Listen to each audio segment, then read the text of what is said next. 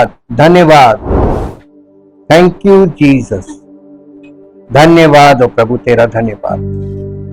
जीवित और महान सामर्थी परमेश्वर, हम आपका हृदय से धन्यवाद करते हैं उस महान प्रेम और उस अनुग्रह के लिए प्रभु, जो आपने अपने पुत्र के बलिदान के द्वारा समस्त मानव जाति के उद्धार के लिए जो बलिदान किया प्रभु, और सुसमाचार भेज कर संसार के समस्त मानव जाति को निमंत्रण दिया है, खुला निमंत्रण। जो कोई चाहे प्रभु के पास आए, आकर अपना जीवन समर्पित करे और अनंत जीवन का वारिस बने। प्रभु, हम आपका दिल से धन्यवाद करते हैं। इस सामर्थी काम को केवल आपके अलावा कोई और कर ही नहीं सकता।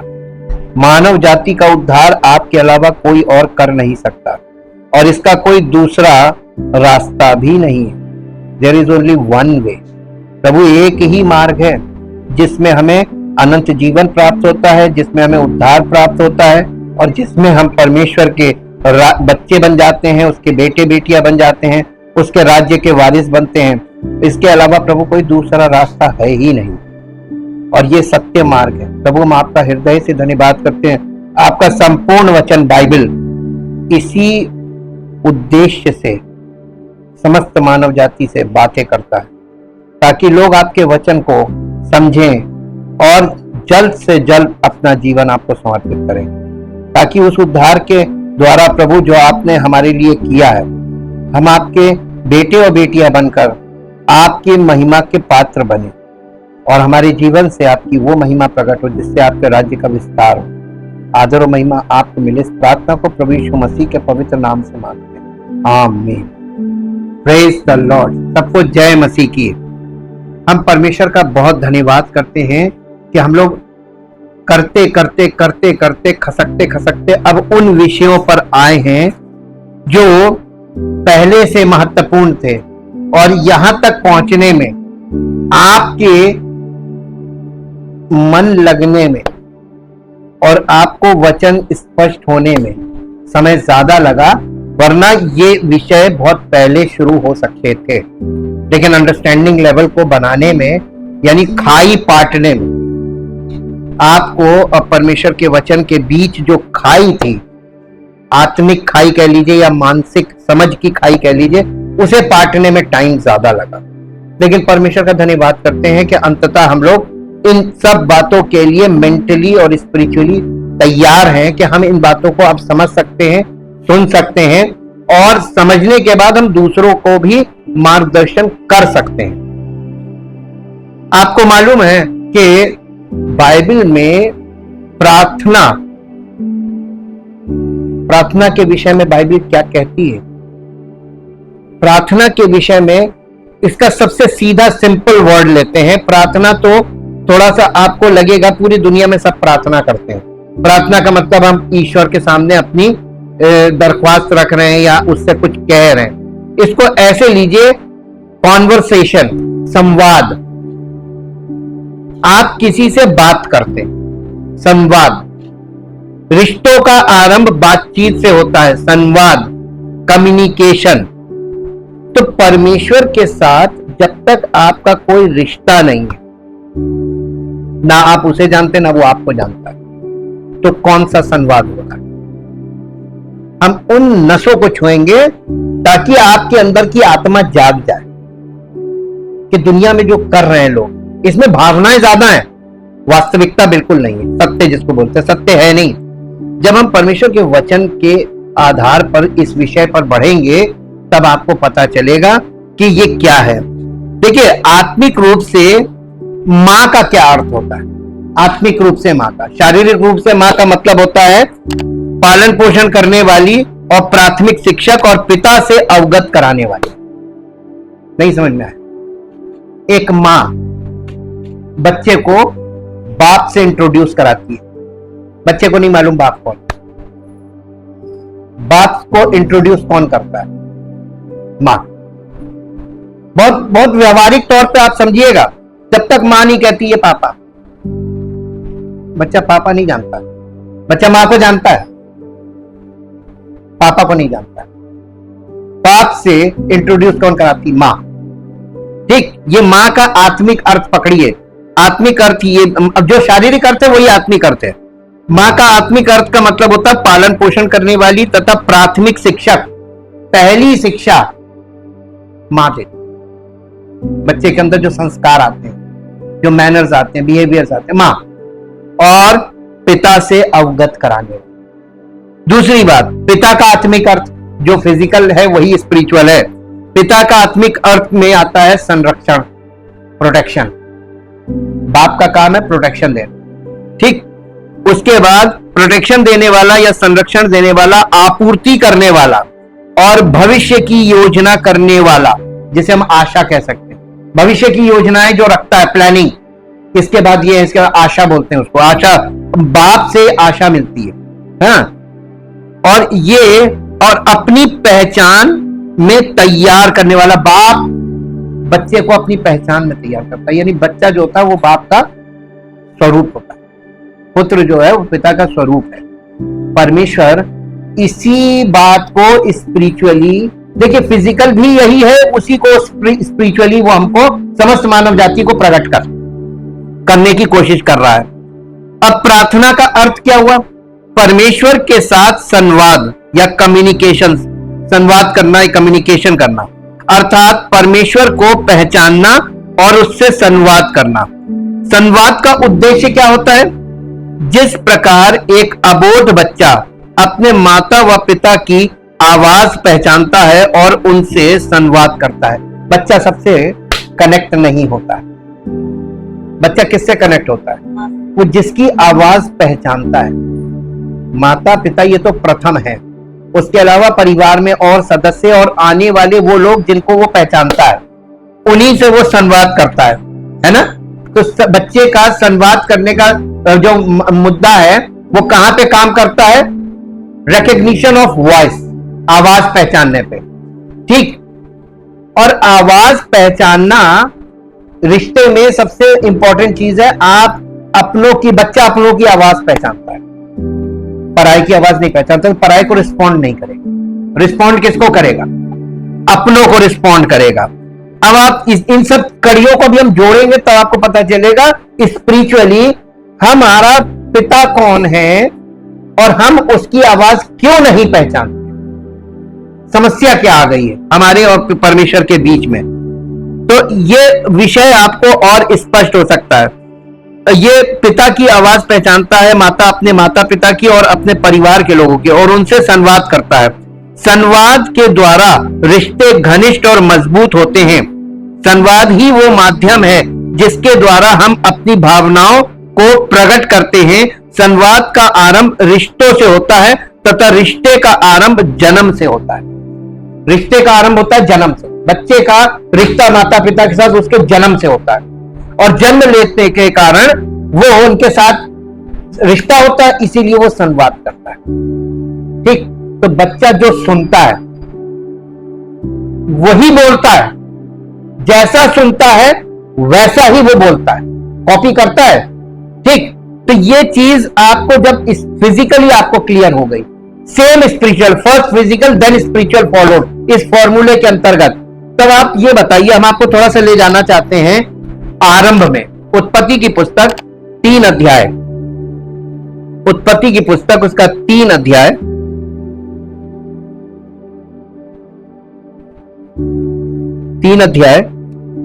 और 3 अध्याय का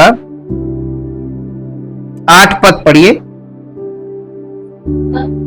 तब यहोवा परमेश्वर जो दिन के ठंडे समय वाटिका में फिरता था का शब्द किनको?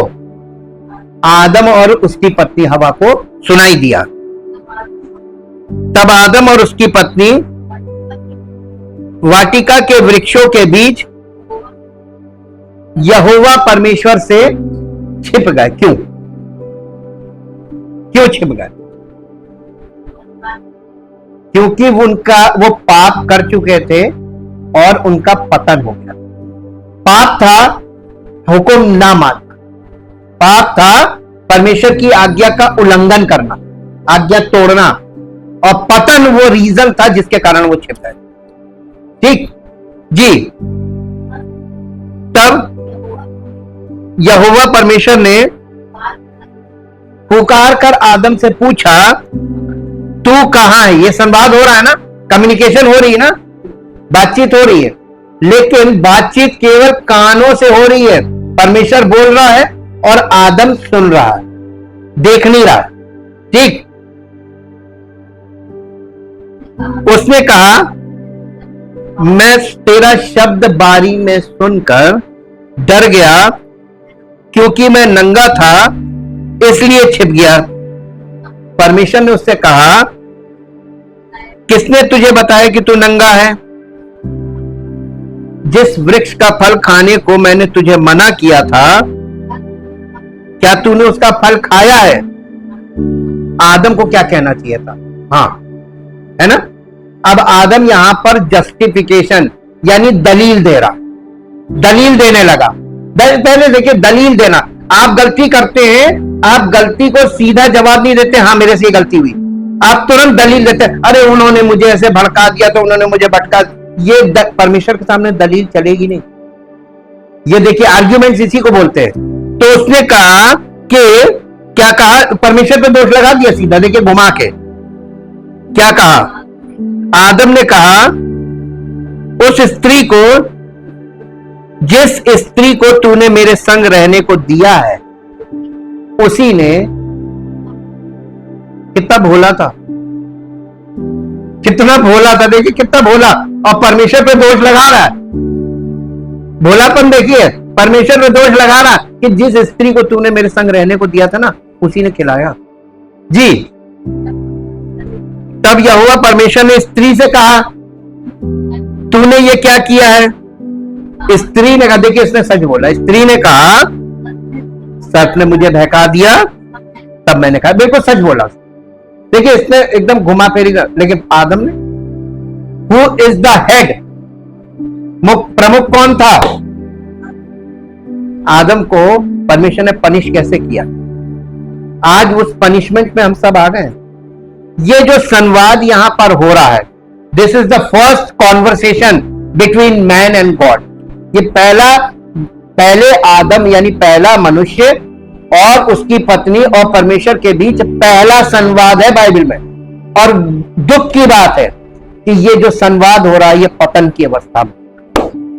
The first conversation of man with God is under fallen state.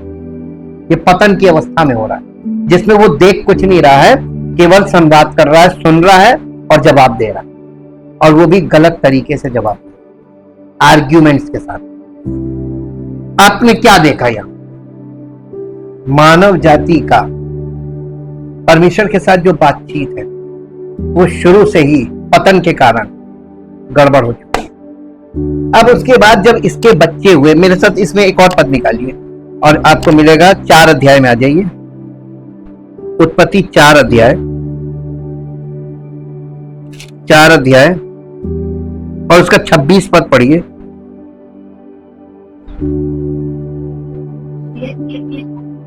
शेत के भी एक पुत्र उत्पन्न हुआ और उसने उसका नाम एनोश रखा। उसी समय से लोग यहोवा से, देखिए this is the first place जहां प्रार्थना वर्ड बाइबल में आया है। उसी समय से लोग परमेश्वर से प्रार्थना करने लगे। लेकिन आपको इसके बाद इसमें प्रार्थना कहीं मिलेगी नहीं, उत्पत्ति में कहीं प्रार्थना नहीं मिलेगी। प्रार्थना का मतलब होता है परमेश्वर से बातचीत करना। लेकिन मेरा एक क्वेश्चन है यहां पर, मेरा एक क्वेश्चन है, प्रार्थना तो लोग उस जमाने से लेकर आज तक करते आ रहे हैं, अभी भी कर रहे हैं, लेकिन कर किससे रहे हैं? सृष्टिकर्ता से तो नहीं कर रहे हैं, तो कर किससे रहे? नहीं, सबके अलग अलग दृष्टिकोण, अलग अलग माध्यम, अलग अलग शिक्षाएं, अलग अलग, तो उनके सबके अलग अलग माइंड में अलग अलग ईश्वर की एक इमेज है, जिसे वो ईश्वर कहते हैं।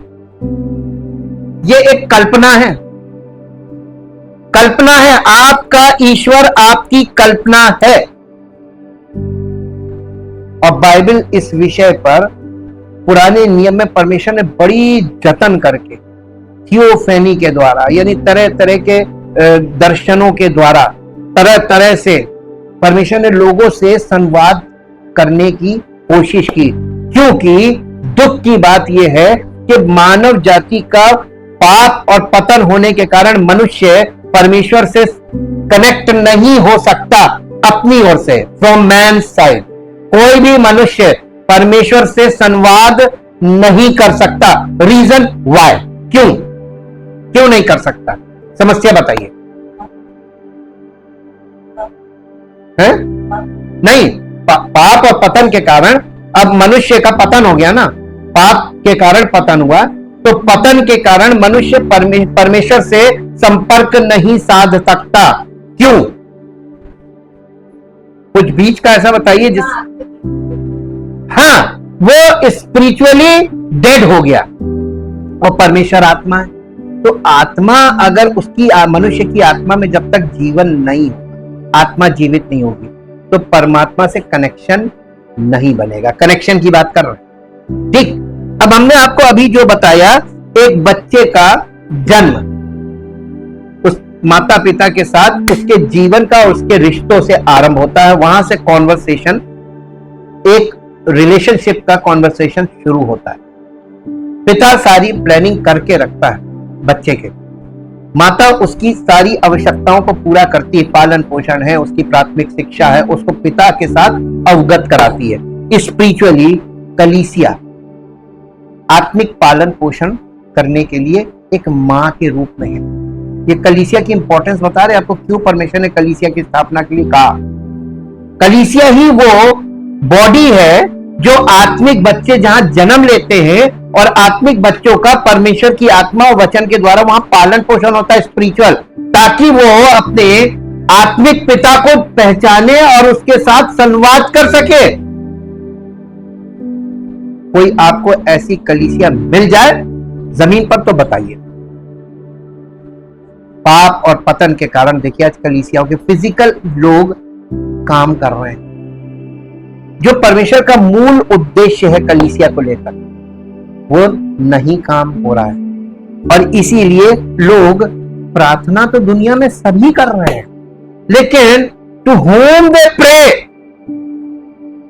हम इस विषय को बहुत छोटे छोटे पार्ट्स में और अंडरस्टैंडिंग के साथ लेके चले, ताकि एक निर्बल से निर्बल व्यक्ति जो पढ़ा लिखा नहीं है उसको भी ये विषय स्पष्ट हो जाए कि परमेश्वर के साथ बातचीत ज्यादा जरूरी है।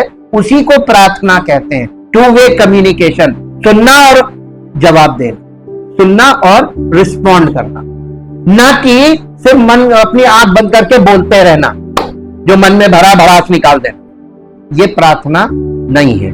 तो पुराने नियम में और नए नियम में प्रार्थनाएं हैं, लेकिन वो प्रार्थनाएं स्टडी के लिए रखी गई, वो तरीके नहीं, पैटर्न्स नहीं है, क्योंकि प्रार्थना का कोई पैटर्न हो ही नहीं सकता। उसका कारण है हमारे बच्चे जन्म से हमारे साथ जुड़े हैं, बातचीत भी कर रहे हैं। हमारे बच्चे कभी खड़े होके हाथ जोड़ के ऐसे कहते हैं कि पापा प्लीज, आप घुटने टेक के आंसू बहा के कि मुझे ये चाहिए। बच्चे हक रखते है ना, बच्चों का हक होता है। तो आत्मिक रूप से लोग गलत क्यों कर रहे हैं? ऐसी विधियां बना रहे हैं जो सच नहीं है, उनमें भावनाएं हैं, सत्य नहीं है। एक पॉइंट यहां पे क्लियर होता है। अब देखिए, संवाद का उद्देश्य है जिस प्रकार एक अबोध बच्चा अपने माता व पिता की आवाज पहचानता है और उनसे संवाद करता है। संवाद के द्वारा रिश्ते घनिष्ठ और मजबूत होते हैं। संवाद ही वो माध्यम है जिसके द्वारा हम अपनी भावनाओं को प्रकट करते हैं। संवाद का आरंभ रिश्तों से होता है तथा रिश्तों का आरंभ जन्म से होता है।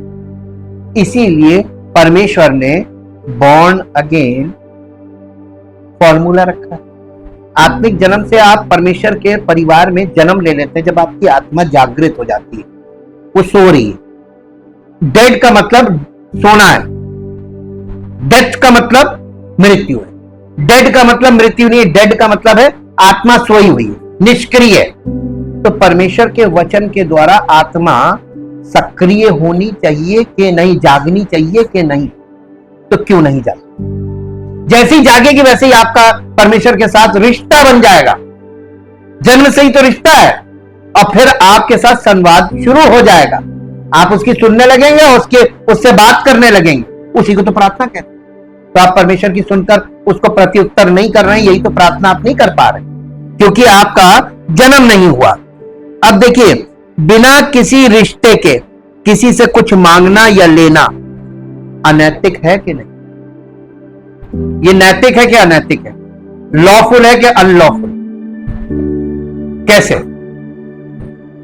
हम बच्चों को देखिए, जैसे हम अपने बच्चों को सिखाते हैं कि कोई कुछ दे तो कभी ना ले, अजनबी तो ना, अजनबी कुछ दे तो कभी ना ले। क्यों सिखाते? बच्चों का अपहरण इसी तरीके से तो होता है। आज स्पिरिचुअली, अब आप देखिए, फिजिकली आपने सुना, यही चीज स्पिरिचुअली। आप परमेश्वर के भवन में आए, परमेश्वर का वचन सुना, और कोई व्यक्ति आपको धीरे से फुसलाता है और कुछ लालच देता है, और लालच देकर आपको परमेश्वर की उपस्थिति से दूर लेता है, और आप आसानी से चले जाते हैं। जैसे बच्चे करते कि नहीं करते? उसको ये सिखाए दे कि ये माँ की जिम्मेदारी, ये कलीसिया की जिम्मेदारी, स्पिरिचुअली माँ कलीसिया की ये जिम्मेदारी है कि परमेश्वर के बच्चों को ये डिसिप्लिन सिखाए कि कोई कुछ दे तो कभी मत ले। अनैतिक है। लालच दे, किसी भी प्रकार का लालच या कुछ देने के लिए, तो वो अनैतिक है, वो नहीं होना चाहिए, क्योंकि तुम्हारा पिता तुमको देने में सक्षम है ना? तो पिता पे आपको विश्वास रखना चाहिए कि हमारा पिता हमको देगा, या उधर देखा अच्छा वहां मिलेगा, चल दिए। नहीं, कहना बहुत आसान है, जिंदगी में ये पैटर्न आपके आएगा तब ये मान्य होगा। और अजनबी लोगों से कुछ ना मांगे, मांगना भी नहीं है। जिनसे आपको कोई रिश्ता नहीं, उनसे क्यों मांग? अभी हम वचन पे आएंगे तब आपको चीजें, यही बात वचन में लिखी है। व्याभिचार का आत्मिक अर्थ भी यही है।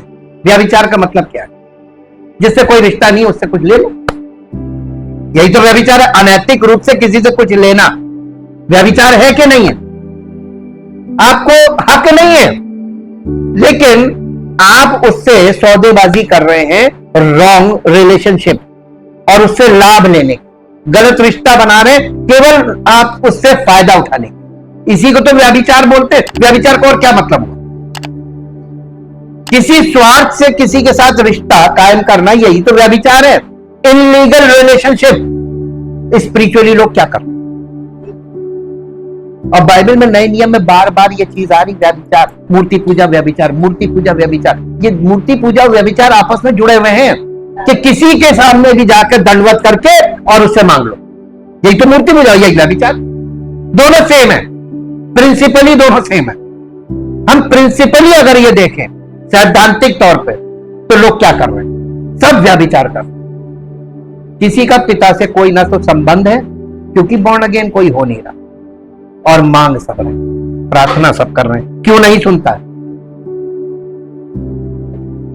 आप चारों जगह हाथ फैला रहे हो। वो देख लेता ना, पर आप तो देख नहीं सकते। Spiritually you are blind. आपसे मांग सकते हो, लेकिन किससे? जिसे आप नहीं जानते। परमेश्वर को जानना बहुत जरूरी है, बहुत जरूरी है। बिना जाने अगर आप मांगते हैं तो आप व्याभिचार करते हैं। बिना रिश्ते के किसी अनजान से कुछ मांगना या प्राप्त करने का प्रयास करना, यही व्याभिचार है। यह व्याभिचार की श्रेणी में आता है। अब देखिए, एक पॉइंट से शुरू करेंगे। रोमियो की पत्री, उसका 7 अध्याय निकालिए। रोमियो की पत्री और उसका 7 अध्याय।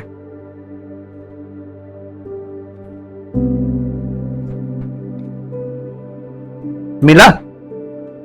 7 अध्याय का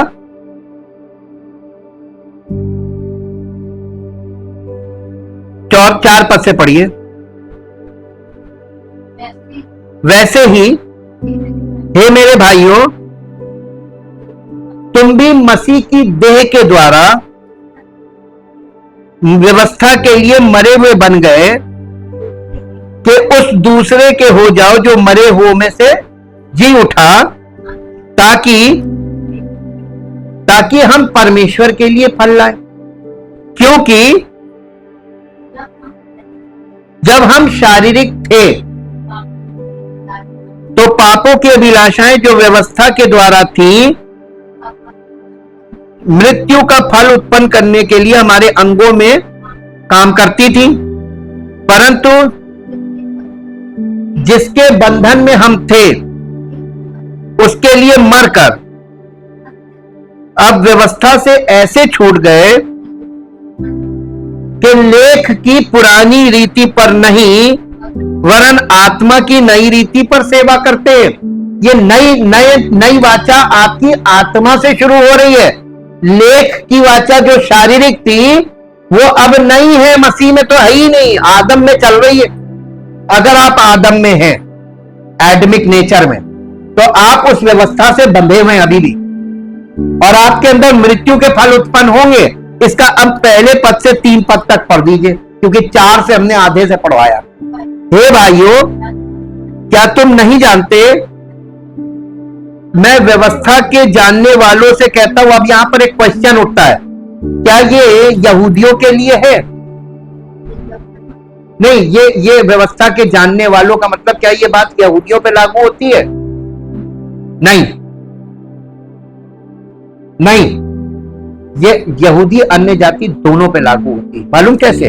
आप रोमियो के 2 अध्याय में जब जाके देखते हैं तो यहाँ 2 अध्याय में यह बात स्पष्ट कर दी गई है, इसलिए जिन्होंने बिना व्यवस्था पाए पाप किया वे बिना व्यवस्था के नष्ट भी होंगे, और जिन्होंने व्यवस्था पाकर पाप किया उनका दंड व्यवस्था के अनुसार होगा।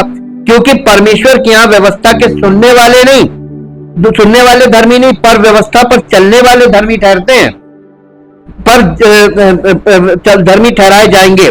फिर जब अन्य जाति लोग जिनके पास व्यवस्था नहीं, स्वभाव ही से व्यवस्था की बातों पर चलते हैं, तो व्यवस्था उनके पास ना होने पर भी वे अपने लिए आप ही व्यवस्था है। तब बताइए किससे बात की जाती? यहां पे जो 7 अध्याय में कहा है, मैं व्यवस्था के जानने वालों से कहता हूं, इस श्रेणी में कौन कौन आ गया? सब आ गए।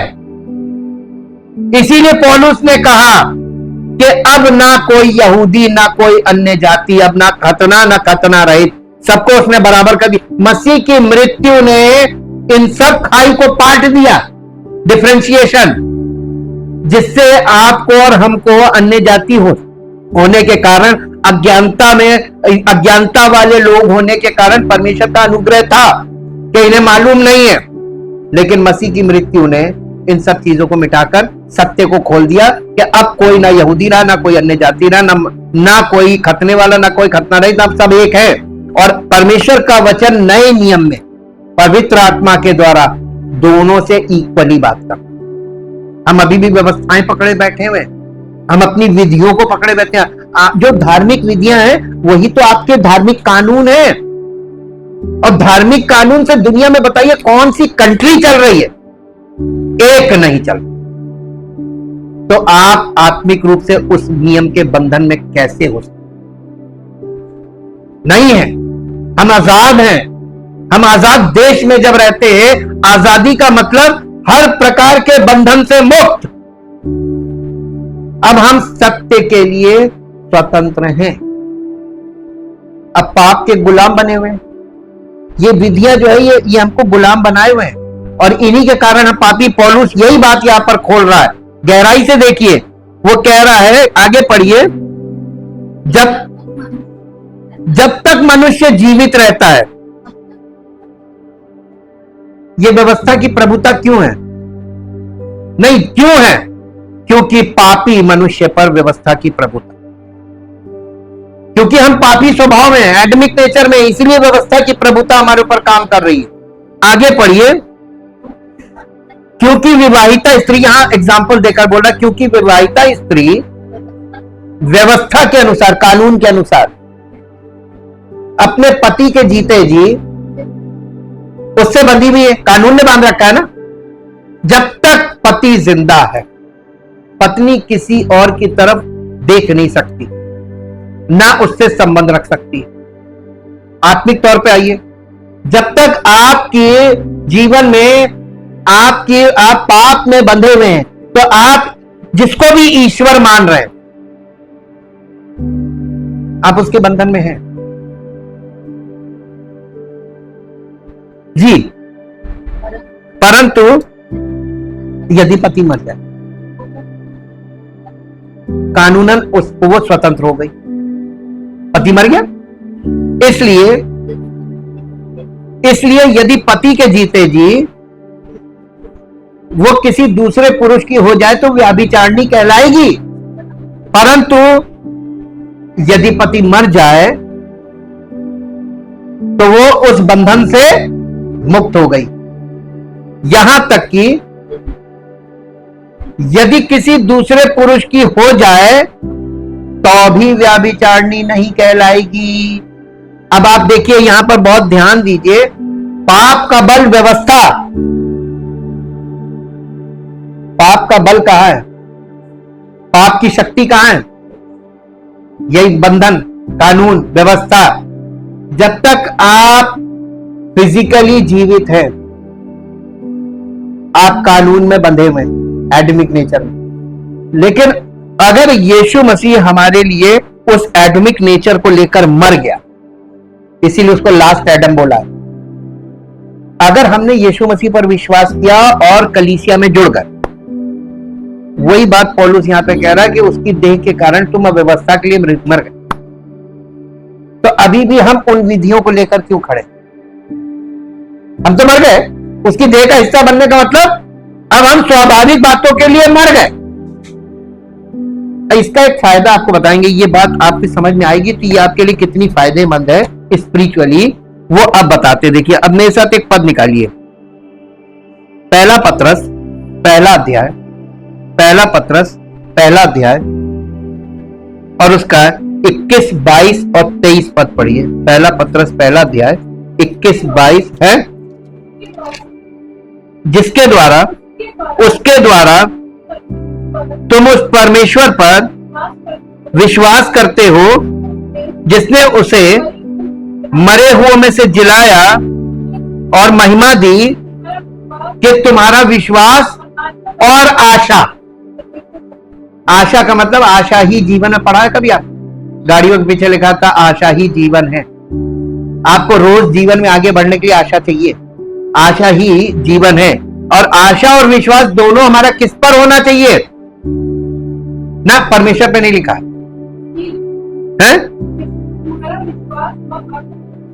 हाँ हाँ, आगे, अर्थात जबकि तुमने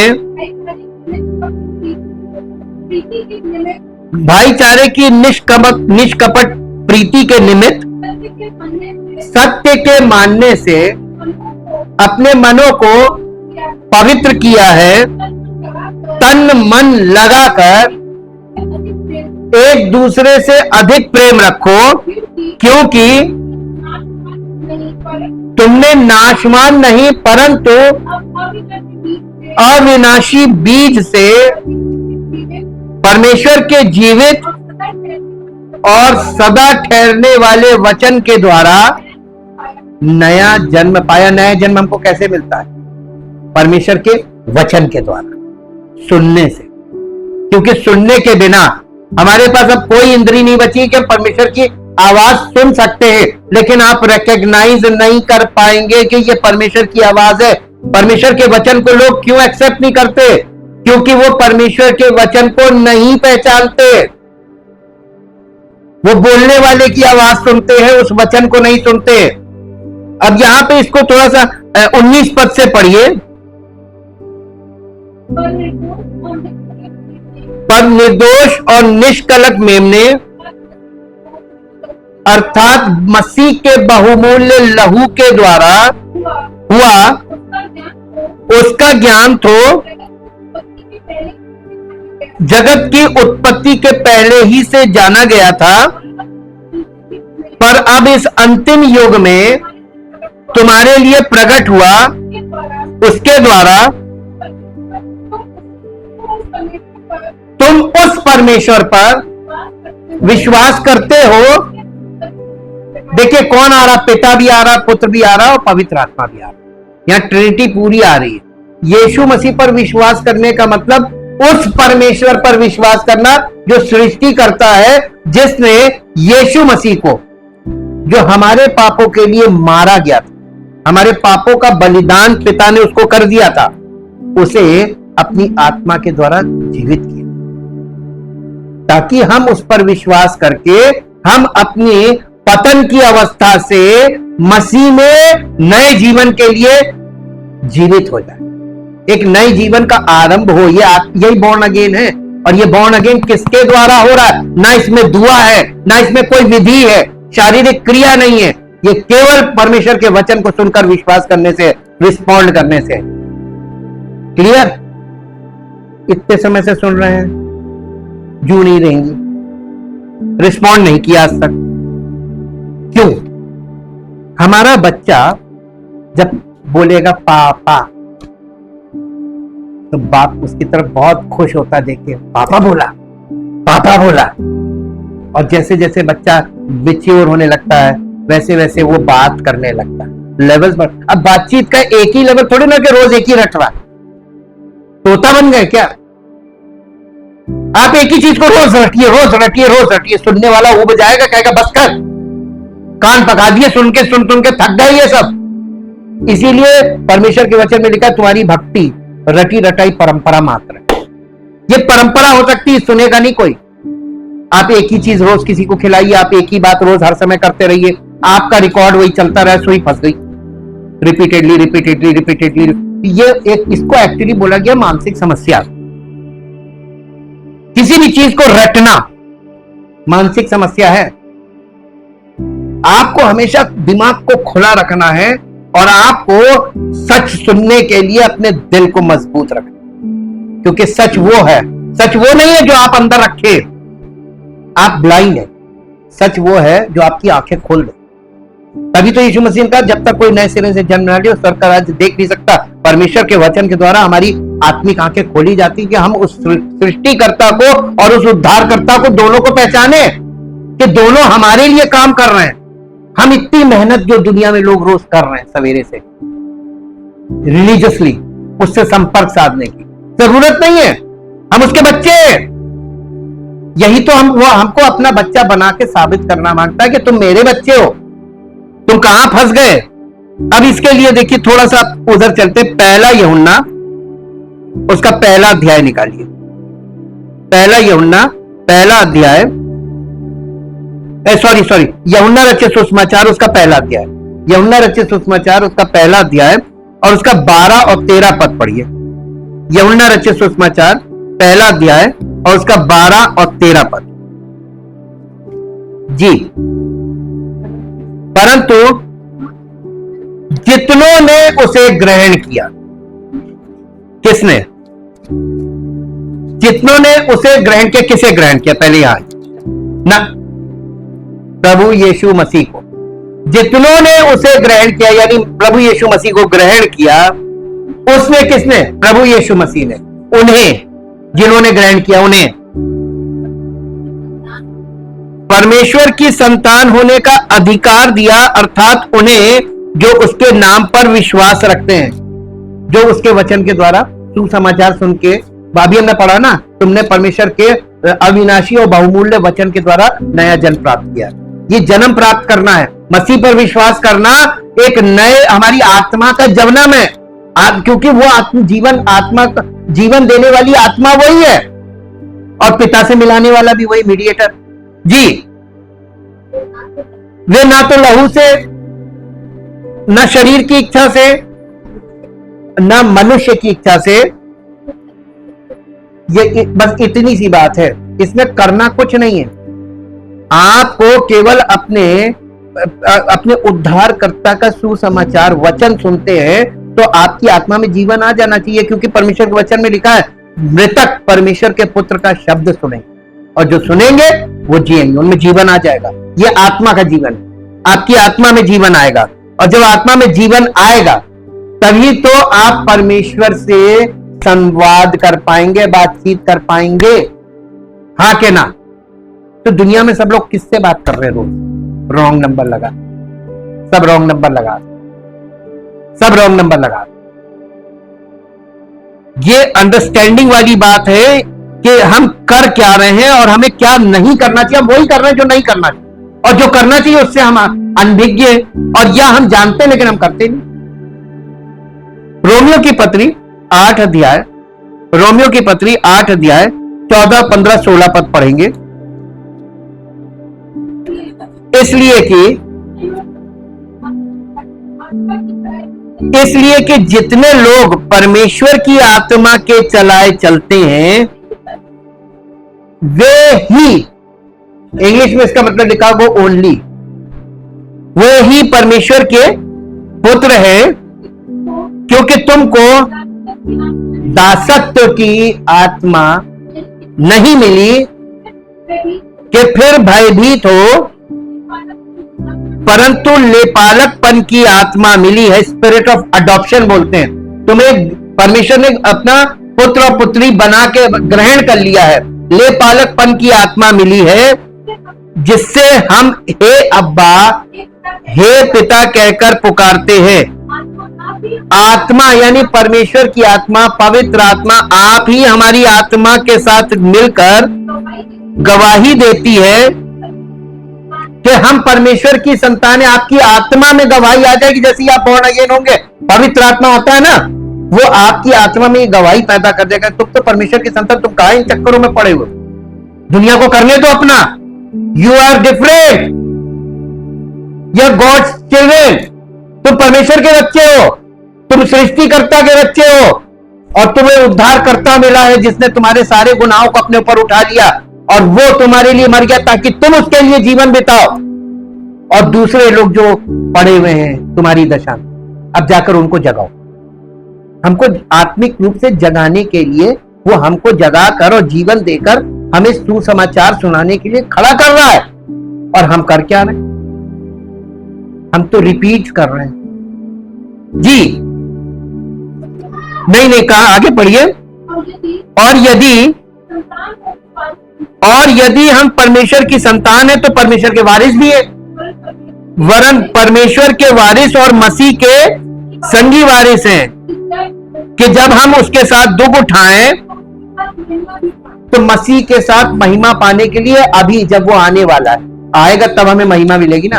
अभी हमको मसीह के साथ दुख उठाने के लिए साबित करना है, दुख उठाकर, कि हम उस महिमा के लिए दुख उठा रहे, कि उसके आने के लिए हम लोगों को सुसमाचार सुनाने का काम कर रहे हैं। हम जीवन पाकर उस जीवन का प्रचार कर रहे हैं, वो अनंत जीवन का प्रचार। हमको इसके लिए डेमोन्स्ट्रेशन में खड़ा होना पड़ेगा, मुंह का प्रचार नहीं चलेगा। यही परमेश्वर चाहता। इसी के साथ साथ एक और पैरेलल निकालिए जो आपको मिलेगा गलातियों की पत्री 4 अध्याय, गलातियों की पत्री, the book of Galatians chapter 4, गलातियों 4 अध्याय और 4 अध्याय का 4 पद से पढ़िए। परंतु जब समय पूरा हुआ तो परमेश्वर ने अपने पुत्र को भेजा, जो स्त्री से जन्मा और व्यवस्था के अधीन उत्पन्न हुआ, ताकि व्यवस्था के अधीनों को मोल लेकर, तो उसने काम कर दिया, उसने अपना काम कर दिया, छुड़ा लिया। अब हम किस चीज के अधीन हैं? किस चीज ने हमें आप पकड़ लिया ताकि छुड़ा ले, और हमको ले पालक होने का तो मिल तो गया पद। परमेश्वर ने हमें अपना बेटा बेटी बना लिया। अब हमें रिस्पॉन्ड करना है, वो भी आत्मा के द्वारा। और तुम जो पुत्र हो, इसलिए परमेश्वर ने अपने पुत्र के आत्मा को, जो हे अब्बा, हे पिता कहकर पुकारता है, हमारे हृदयों में भेजा है। इसलिए तू अब दास नहीं परंतु पुत्र है। और जब तू पुत्र हुआ तो परमेश्वर के द्वारा, अब ये बताइए कि आप यीशु मसीह पर विश्वास करके परमेश्वर के राज्य के वारिस बनते हैं कि नहीं बनते? सृष्टि का मालिक कौन है? सृष्टिकर्ता। सृष्टिकर्ता यीशु मसीह के द्वारा तो उसने हमें खरीदा है, ठीक, सृष्टिकर्ता। और यीशु मसीह ने हमें उस सृष्टिकर्ता तक वापस पहुंचाया अपनी देह के द्वारा। वो देह है कलीसिया। बहुत ध्यान दीजिएगा, क्योंकि हम बिल्कुल एकदम क्लाइमेक्स की ओर हम लोग बढ़ रहे हैं। अभी ध्यान नहीं दिया तो बाद में आपको फिर अंडरस्टैंडिंग प्रॉब्लम होगी और आपके ऊपर से निकलेगा और फिर आप कहेंगे अभी नहीं समझ में आया। अब आपको यह चीज समझनी है कि दुनिया में लोग प्रार्थना किससे कर रहे हैं? परमेश्वर कहते हैं लोग। परमेश्वर कह रहे हैं ना। किसको परमेश्वर कह रहे हैं? वो परमेश्वर वर्ड इस्तेमाल कर रहे हैं, but they don't know who God is. स्पष्ट दिखेगा, साफ साफ दिखेगा आपको, और ना दिखे तो बताइए, ना दिखे तो बताइए। मेरे साथ एक पद निकालिए जो आपको मिलेगा, मत्ती रचित सुसमाचार, मत्ती रचित सुसमाचार और उसका 7 अध्याय में निकालिए। एक चीज और बताते हैं आपको, 7 अध्याय का 9 पद पढ़िए। तुम में से ऐसा कौन मनुष्य है कि यदि उसका बच्चा उससे रोटी मांगे तो उसे पत्थर दे? ऐसा कौन सा बाप है बताइए? कोई नहीं। बहुत ध्यान से जवाब दीजिएगा, आप फंस जाएंगे अपनी बातों में।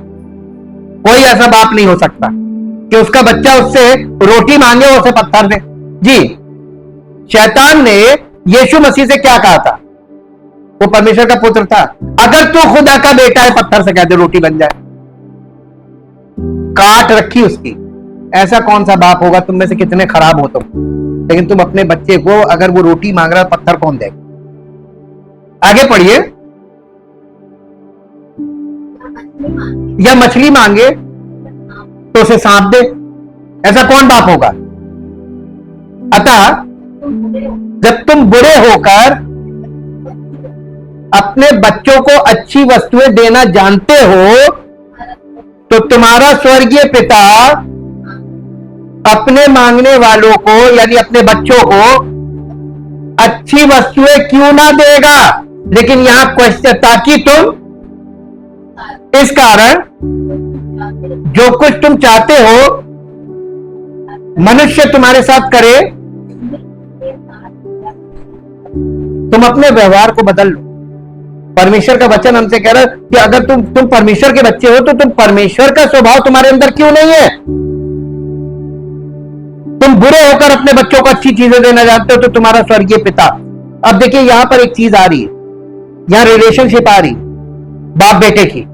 अगर हम अपने बच्चे को, वो रोटी मांगे पत्थर नहीं दे सकते, अपने बच्चे को दूसरों को दे सकते, हम एडमिक नेचर में, तो परमेश्वर भी अपने बच्चों को अच्छी वस्तुएं क्यों नहीं देगा? देगा ना। विश्वास है? नहीं करते, नहीं करते, कहते हैं हाँ करते हैं, समय आने पर आप पलट जाते और फिर आर्ग्यूमेंट लेकर आते, वो ऐसा था तो वो वैसा था, फिर ये हो गया तो वो। परमेश्वर के सामने कोई आर्ग्यूमेंट यानी दलील चलेगी नहीं। आप इसी बात को लूका में जाके पढ़ेंगे तो लूका में यही चीज है, लेकिन वहां पे लिखा है कि तुम बुरे होकर अपने बच्चों को अच्छी चीजें देना जानते हो तो तुम्हारा स्वर्गीय पिता तुम्हें क्यों कर पवित्र आत्मा ना देगा? वो जो अच्छी चीज यहां पर बोली जा रही वो पवित्र आत्मा है। और पवित्र आत्मा का मतलब मालूम क्या है? आपको अपना बेटा बनाकर बेटे की आत्मा देना ताकि आप उसे पिता कह सकें। तो परमेश्वर को हम पिता कब बोलते हैं? अब बताइए, परम पिता परमेश्वर सृष्टि करता हमारा पिता कैसे बनेगा? और पवित्र आत्मा कब मिलेगा? जितनों ने उसको ग्रहण किया। किसको? प्रभु यीशु मसीह। पवित्र आत्मा देने वाला कौन? यूहन्ना बपतिस्मा देने वाले ने कहा था मैं तो तुम्हें जल से बपतिस्मा देता हूं, मन फिरा होगा, लेकिन जो मेरे पीछे आ रहा है वो मुझसे श्रेष्ठ है, वो तुम्हें पवित्र आत्मा से बपतिस्मा देगा। पवित्र आत्मा देने वाला कौन? Who is the baptizer of the holy spirit? Jesus Christ. तो उसकी देह में वो कर क्या रहा है? हमें और आपको, हमारी आत्मा को जिला रहा है, हमारी आत्मा का पालन पोषण कर रहा है, हमारी आत्मा को डेवलप कर रहा है ताकि हम परमेश्वर के पुत्र और पुत्री बने और परमेश्वर की आत्मा से, उसके आत्मा के फलों से सुसज्जित हो, और ताकि संसार देखे कि ये परमेश्वर के सच्चे लोग। वो हमें बना रहा है कि नहीं बना रहा? इसलिए अब एक पद और निकालिए, यही मत्ती रचित सुसमाचार के 6 अध्याय में आ जाइए, चैप्टर 6 सिर्फ बेसिक प्रिंसिपल्स पे ही अभी बात कर रहे हैं, प्रिंसिपल ही बात कर रहे हैं अभी सैद्धांतिक तौर पर। 5वें पद से पढ़िए, जब तू प्रार्थना करे तो कपटियों के समान ना हो, क्योंकि लोगों को दिखाने के लिए आराधनालयों में और सड़कों के मोड़ों पर खड़े होकर प्रार्थना करना। अब आप ये बताइए कि आप परमेश्वर से अगर उसके बच्चे हैं तो आप ऐसा करेंगे? आत्मा नहीं आपकी अलाउ होगी, परमेश्वर का आत्मा कभी भी आपको इस चीज के लिए अलाउ नहीं करेगा कि तुम मत जाओ, वो संसार के लोग कर रहे हैं, करने दो उन्हें। और वचन में देखो, वो पवित्र आत्मा आपको वचन में दिखाएगा कि देखो वचन तुमको क्या बता रहा है। तुम वचन के मानने वाले हो, तुम परमेश्वर के बच्चे हो, ये परमेश्वर का वचन है, और ये वचन तुम्हारे अंदर अगर नहीं है, तुम इसे एक्सेप्ट नहीं कर रहे हो, तो तुम परमेश्वर के बच्चे नहीं। यहां पे वो कह रहा है कि तुम ऐसे ना हो लोगों को दिखाने के लिए आराधना, और फिर क्योंकि उन्हें अच्छा लगता है। मैं तुमसे सच सच कहता हूं अपना प्रतिफल पा चुके, परंतु जब तू, अब देखिए पर्सनल आ गया, परंतु जब तू, लोग प्रार्थना कर रहे हैं, कैसे कर रहे हैं, वो आप उसको ज्वाइन करना मांगते या आप परमेश्वर की आवाज सुनना मांगते हैं? पक्का सच्चे दिल से बोलिएगा, अंगीकार सच्चा होना चाहिए। परंतु जब तू प्रार्थना तो क्या कर, तो अपनी कोठरी में जा। कोठरी का मतलब बहुत मीनिंग है, इसकी गहरी मीनिंग है आत्मिक तौर पर। आपको अपनी आत्मा में उतरना जी, और द्वार बंद करके अपने पिता से, देखिए यहां परमेश्वर नहीं आया, पिता, आपका एक रिलेशनशिप है। तो परमेश्वर के बच्चे, परमेश्वर के बेटे बेटियां अपने पिता से गुप्त में जाकर उससे बातचीत करते, यह है प्रार्थना जी। तब तेरा पिता वो गुप्त में आपको देखता है, तुझे प्रतिफल दे। हाँ, आगे, प्रार्थना करते समय अन्य जातियों के समान बकबक ना करो, क्योंकि वे समझते हैं कि उनके बहुत बोलने से उनकी सुनी जाएगी, इसलिए तुम उनके समान ना बनो। इसका मतलब अन्य जाति के लोग प्रार्थना तो करते हैं, लंबी लंबी प्रार्थनाएं करते, प्रतिदिन प्रार्थनाएं करते, हर समय को तो करें, लेकिन वो जिससे प्रार्थना करे उसको जानते नहीं और ना ही वो उनका पिता है, विदाउट एनी रिलेशनशिप। बहुत ध्यान दीजिएगा जी, क्योंकि तुम्हारा पिता, अब देखिए, तुम उनके समान ना बनो, अन्य जातियों के समान, वो जैसे कर रहे हैं उनको करने दो, तुम अपने, इसलिए तुम उनके समान ना बनो, क्योंकि तुम्हारा पिता तुम्हारे मांगने से पहले जानता है कि तुम्हारी क्या क्या आवश्यकता है। अब आप ये बताइए, आप अपने पिता को नहीं जानते, इसलिए आप अन्य जाति के समान मांगने लगते हैं, ये भैया ऐसे ये कर दीजिए, भैया हमें कुछ दिला। अरे वो तुमसे खुद, आप वचन सुन रहे हैं तो क्या सुन रहे हैं? वो आपकी आत्मा से यही तो कह रहा है कि मैं सृष्टि करता हूं, और उसका इकलौता पुत्र प्रभु यीशु मसीह हमारा उद्धार करता है। अब बताइए, इन दोनों को अगर आप नहीं जानते, पिता पुत्र को, तो पवित्र आत्मा आपके जीवन में क्या करेगा? तुम्हारा पिता तुम्हारे मांगने से पहले जानता है कि तुम्हारी क्या क्या आवश्यकताएं हैं, तो हमारी आवश्यकता नहीं, आवश्यकताओं को जानता है, प्लूरल है, हमारी सारी आवश्यकताओं को। यहां यीशु मसीह एक मॉडल प्रेयर बताते हैं, और उसने ये नहीं कहा कि यही प्रार्थना करो, उसने कहा इस रीति से। अब मैं आपको यहां पर एक चीज बताना मांगता हूं। जब हम लोग छोटे थे तो हमको स्कूल में एप्लीकेशन लिखना सिखाया गया था, सबको सिखाया जाता है, टू द प्रिंसिपल, सब्जेक्ट, और ये सब चीजें पूरा फॉर्मेट बनता है, और उसमें आपको एक फॉर्मेट बताया जाता है कि आपको एप्लीकेशन ऐसे लिखनी।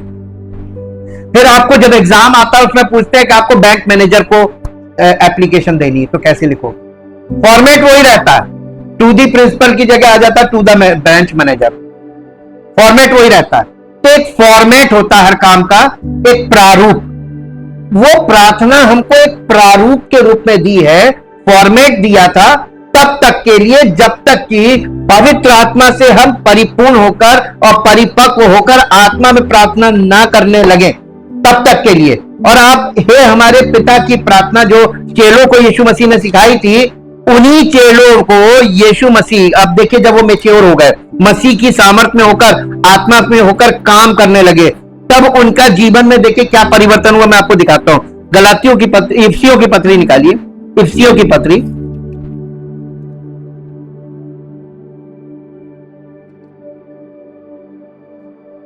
इफिसियों की पत्री 6 अध्याय और उसका 18 पद पढ़िए।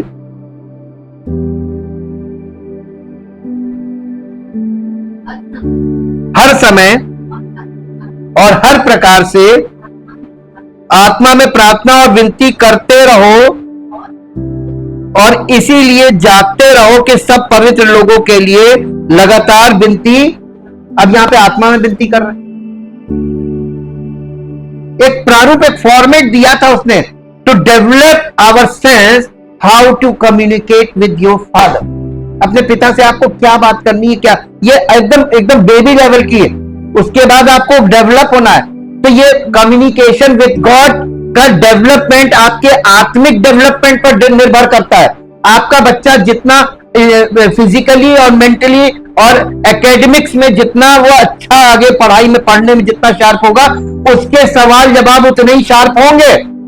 आपको उनसे उस लेवल पर निपटना होगा। बच्चों को अच्छी एजुकेशन बहुत बार लोग इसीलिए नहीं देते, डरते हैं कल को ये हमारे ऊपर हावी हो जाए। अरे वो डेवलप होगा, उसका माइंड डेवलप होगा एजुकेशन के द्वारा, तो उसके सवाल हल्के सवाल नहीं होंगे। हाँ, तो आपको उसको, हमारा स्वर्गीय पिता हमारे सारे सवालों के जवाब दे सकता है। ही इज फुल डेवलपमेंट, पूरी दुनिया उसको हैंडल कर रहा है।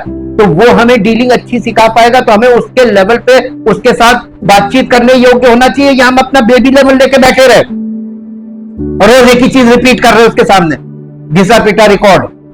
परमेश्वर का आत्मा हमें रिफ्रेश, इसीलिए कहते हैं ना, परमेश्वर में प्रतिदिन ताजगी है, नई ताजगी।